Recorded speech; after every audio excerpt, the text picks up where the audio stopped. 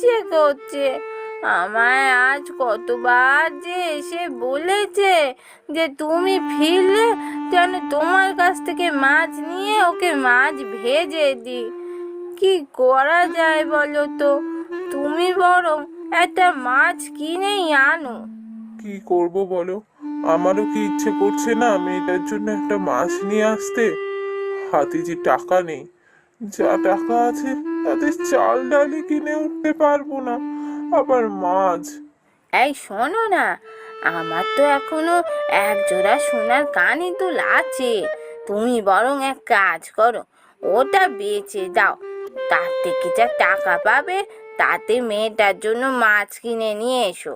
না না, ওই কানে দুল আমি নেবো না। ওই কানে দুল এখন আমাদের একমাত্র সম্বল।